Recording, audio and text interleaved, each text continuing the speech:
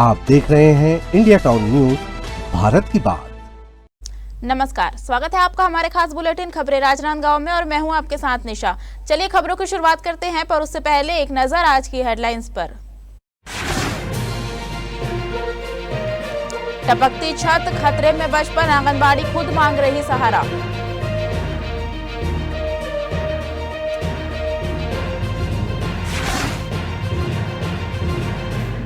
मोहारा नदी उफान पर, डूबा पुराना पुल, मौत को दावत देती सेल्फी, प्रशासन बेपरवाह, क्या बड़े हादसे का इंतजार।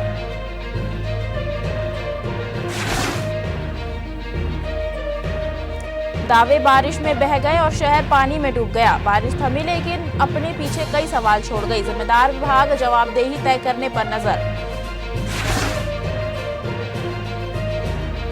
जनता की फरियाद, प्रशासन की सुनवाई, जनदर्शन में गूंजी जनता की समस्याएं, अपर कलेक्टर ने सुनी फरियाद।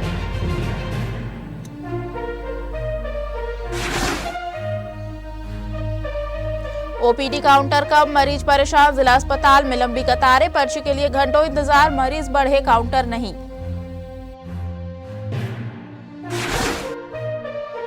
राजनांदगांव में नेशनल हाईवे की व्यवस्थाओं को लेकर अब सियासी गर्मी बढ़ गई है। शहर जिला कांग्रेस कमेटी ने हाईवे की समस्याओं को लेकर मोर्चा खोलते हुए कलेक्टर को ज्ञापन सौंपा है।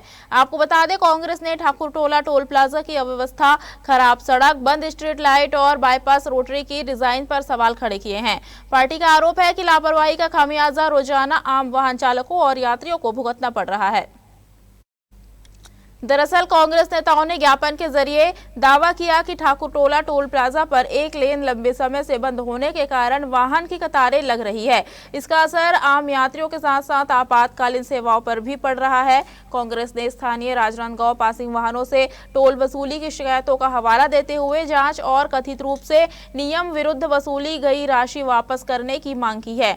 वहीं हाईवे की बदहाल स्थिति को लेकर भी कांग्रेस ने नाराजगी जताई। पार्टी का कहना है कि कई जगह सड़क पर गड्ढे और खराब हिस्से दुर्घटनाओं को न्योता दे रहे हैं। बारिश के मौसम में जल निकासी की कमी से हालात और खराब हो जाते हैं। इसके अलावा कांग्रेस ने हाईवे की बंद पड़ी स्ट्रीट और हाईमास्ट लाइटों को लेकर भी सवाल उठाए हैं। पार्टी का कहना है कि रात के समय अंधेरा रहने से वाहन चालकों की परेशानी बढ़ रही है और सड़क सुरक्षा प्रभावित हो रही है। साथ ही राजनांदगांव बाईपास चौक की रोटरी को लेकर भी तकनीकी सवाल उठाए गए हैं।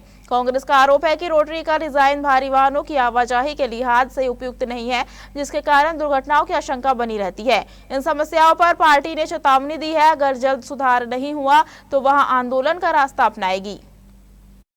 देखिए, जिस हिसाब से जब भी ये टोल की बात हुई तो टोल में ये बात स्पष्ट थी कि राजनांदगांव की गाड़ियों के लिए एक अलग लेन की व्यवस्था स्थानीय गाड़ी के लिए करनी थी, पर जिस प्रकार से टोल प्रबंधक द्वारा मनमानी किया जा रहा है, वहां पर जिस प्रकार से 2 लेन को आने और जाने वाली एक लेन जो स्थानीय लोकल गाड़ियों के लिए थी उसको बंद कर दिया गया। साथ ही साथ जो शिकायतें मिल रही हैं कि CG08 जिसको फ्री किया जाना था उससे भी ये लोग वो कर रहे हैं, पैसा ले रहे हैं। उसके बाद जितना लाइट का जो जिम्मेदारी अशोका बिल्डकॉन की थी हाई मास की, वो लगभग सभी बंद है। बिना मेंटेनेंस के सिर्फ टोल वसूली करने में अशोका बिल्डकॉन लगा हुआ है।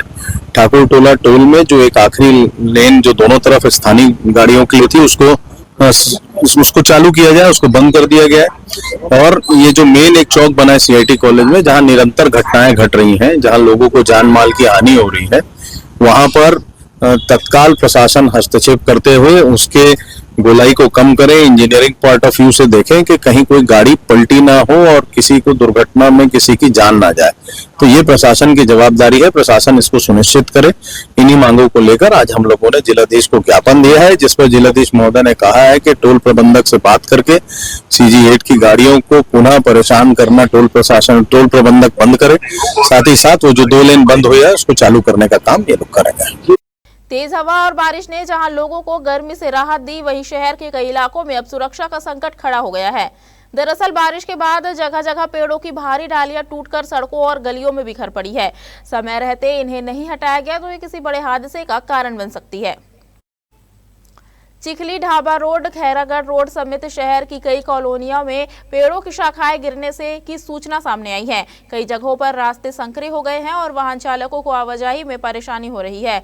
कुछ दिन पहले भी अंधड़ के दौरान डूंगरगांव रोड पर गिरे पेड़ों की वजह से हादसे हो चुके हैं, जिससे युवाओं को चोटें आई थी। इसके बावजूद बारिश के बाद गिरे पेड़ों और डालियों को हटाने की रफ्तार धीमी नजर आ रही है। स्थानीय लोगों का कहना है कि बारिश के मौसम में पुराने और कमजोर पेड़ों की जांच कर पहले से ही जरूरी कार्रवाई की जानी चाहिए, ताकि सड़क पर अचानक गिरने वाली शाखाओं से होने वाले हादसों को रोका जा सके। प्रशासन के सामने अब चुनौती है कि राहत के साथ साथ सुरक्षा पर भी ध्यान दे, क्योंकि गिरी हुई डालियां सिर्फ मलबा नहीं बल्कि एक छिपा हुआ खतरा बन चुकी है। जिस आंगनबाड़ी में बच्चों के सुरक्षित भविष्य की नींव रखी जानी चाहिए, आज वही भवन खुद सहारे की तलाश में है।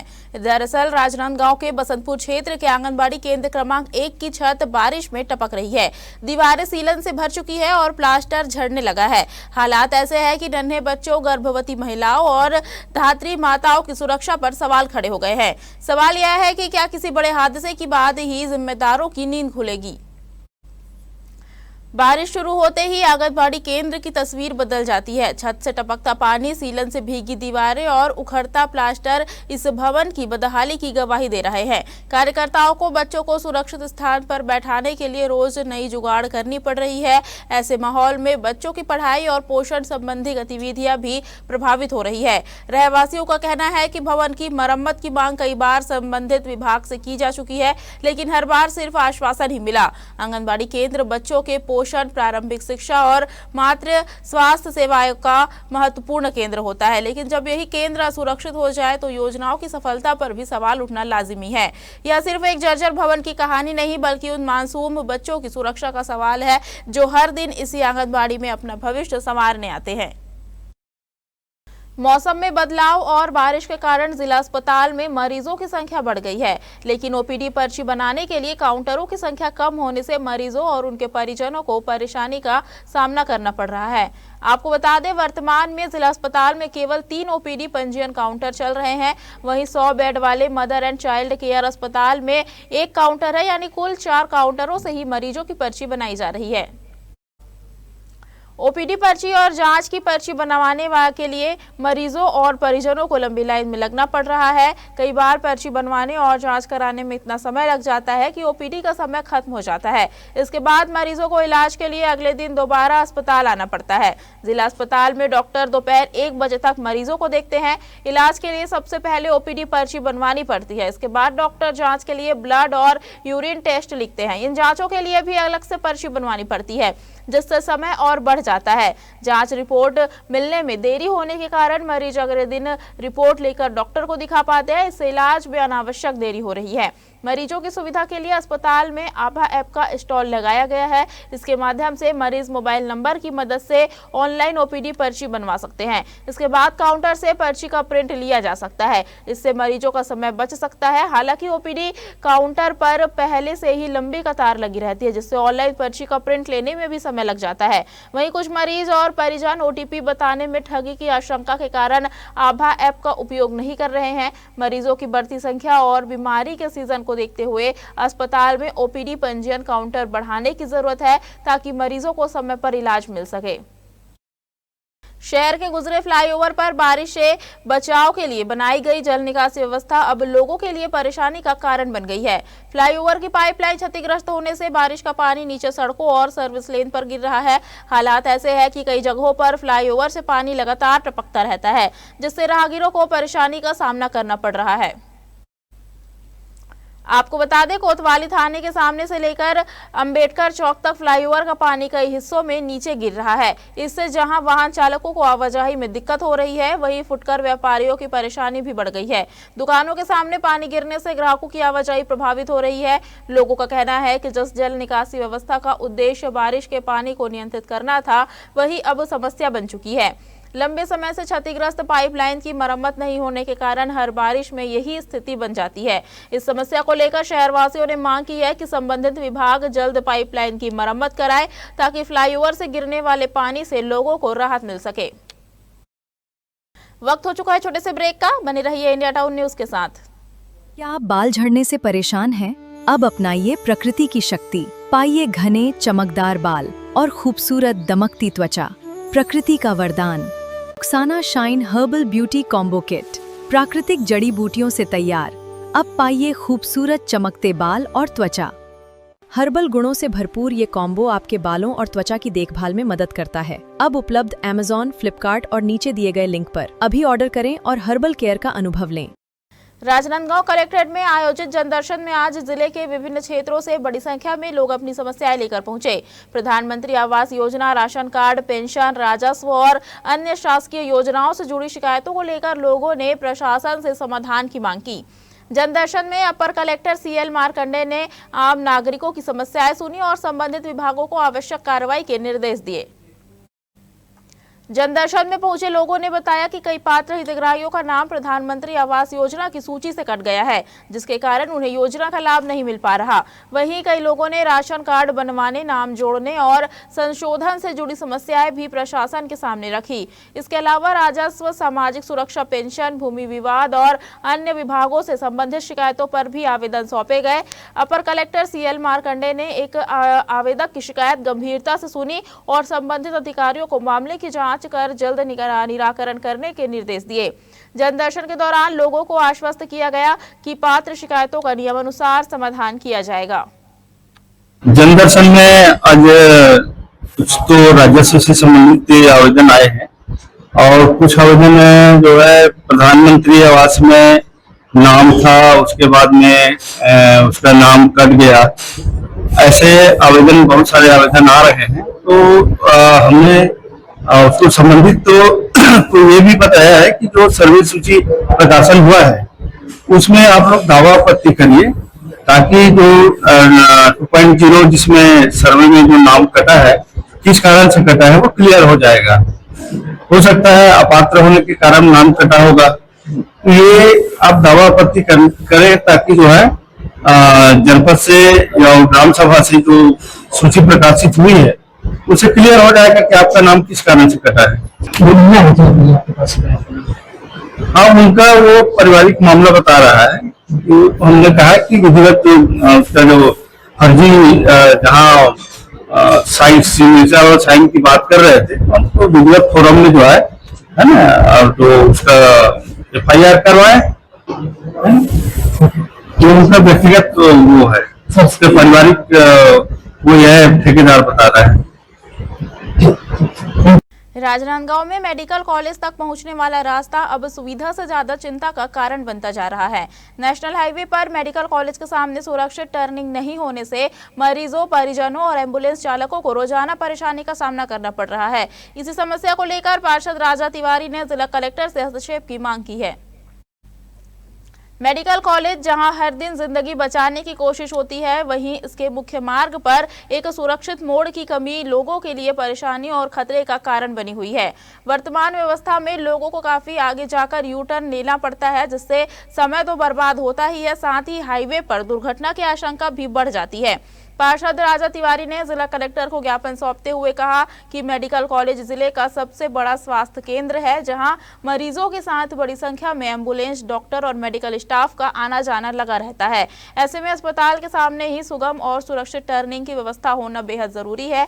पार्षद ने कहा कि इस समस्या को पहले भी कई बार उठाया गया है, लेकिन अब तक इसका स्थायी समाधान नहीं निकल पाया है। इस संबंध में पार्षद ने जिला प्रशासन से राष्ट्रीय राजमार्ग प्राधिकरण और संबंधित विभागों से साथ समन्वय कर जल्द से जल्द टर्निंग, स्पीड कंट्रोल व्यवस्था, चेतावनी संकेतक और अन्य सुरक्षा उपाय लागू करने की मांग की है। शहर कांग्रेस कमेटी द्वारा आज टोल प्लाजा को लेकर यहाँ पर हमने अपना मांग यहाँ पर रखा है। साथ ही साथ मैंने कलेक्टर महोदय से ये निवेदन किया है कि मेडिकल कॉलेज जाने में लोगों को काफी असुविधा का सामना करना पड़ता है, जिसके लिए काफी आगे जाने के बाद एक कट मिलता है, जिससे गाड़ियां रॉन्ग साइड आती है और आए दिन वहां पर हादसे और ये होने की संभावना बने रहती है। तो जो कट है वो मेडिकल कॉलेज पेंट्री गेट के पास यदि कर दे तो लोगों को उसमें सुविधा होगी, जन सुविधा होगी, लोगों को कम दूरी तय करना पड़ेगा और लोग रॉन्ग साइड आने से बचेंगे। तो ये मांग मैंने अपनी तरफ से की है, इस पर कलेक्टर महोदय ने कहा है कि इस पर हम जल्द से जल्द अमल करेंगे करके। राजनांदगांव की जीवनदायिनी मोहारा नदी एक बार फिर उफान पर है। लगातार बारिश के बाद नदी का जलस्तर इतना बढ़ गया कि पुराना पुल भी पानी में डूब गया। लेकिन हैरानी की बात यह है कि खतरा साफ दिखाई देने के बावजूद लोग नदी किनारे पहुंचकर जान जोखिम में डाल रहे हैं। कोई तेज बहाव में नहा रहा है, कोई मछली पकड़ रहा है, तो कुछ लोग सेल्फी लेने और मौज मस्ती में जुटे हुए हैं। ऐसे में सवाल यह है कि आखिर प्रशासन किसी बड़े हादसे के इंतजार क्यों कर रहा है। लगातार हो रही बारिश से मोहारा नदी का जलस्तर तेजी से बढ़ा है। नदी का तेज बहाव अब भी बना हुआ है और पुराने पुल तक पानी पहुंच चुका है। इसके बावजूद नदी किनारे लोगों की भीड़ कम नहीं हो रही। कई लोग खतरे को नजरअंदाज करते हुए नदी के बेहद करीब पहुंच रहे हैं, जिससे कभी भी बड़ा हादसा हो सकता है। सबसे बड़ी चिंता यह है कि मौके पर सुरक्षा के पर्याप्त इंतजाम नजर नहीं आए। न चेतावनी बोर्ड, न पुलिस की निगरानी और न ही लोगों की आवाजाही रोकने के ठोस प्रयास दिखाई दिए। स्थानीय लोगों का कहना है कि बारिश के मौसम में मोहारा नदी का जलस्तर कभी भी अचानक बढ़ सकता है। ऐसे में अगर समय रहते सुरक्षा व्यवस्था नहीं की गई तो किसी भी वक्त बड़ी दुर्घटना हो सकती है। लोगों ने प्रशासन से नदी किनारे बैरिकेडिंग, पुलिस तैनाती और लोगों की आवश्यक आवाजाही पर तत्काल रोक लगाने की मांग की है। राजनांदगांव में मानसून की पहली ही तेज बारिश ने नगर निगम की तैयारियों की ऐसी तस्वीर दिखाई जिसने तमाम दावों पर सवाल खड़े कर दिए।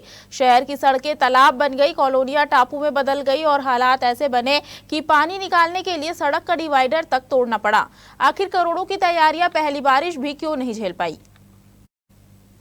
राजनांदगांव के अस्पताल परिसर से लेकर कचहरी, बस स्टैंड, मोहारा रोड और कई मुख्य सड़कें पानी में डूबी नजर आई। नंदई की अभिनंदन हाउसिंग कॉलोनी में हालात सबसे ज्यादा खराब रहे। कॉलोनी की गलियां जलमग्न हो गई और लोगों का घरों से बाहर निकलना तक मुश्किल हो गया। जिस शहर को बारिश के लिए पूरी तरह तैयार बताया गया था, वहां पहली ही तेज बारिश में जल निकासी व्यवस्था जवाब दे गई। हालात इतने बिगड़े कि प्रशासन को पीडब्ल्यूडी की सड़क के बीच बने डिवाइडर को 3 जगह से तोड़ना पड़ा।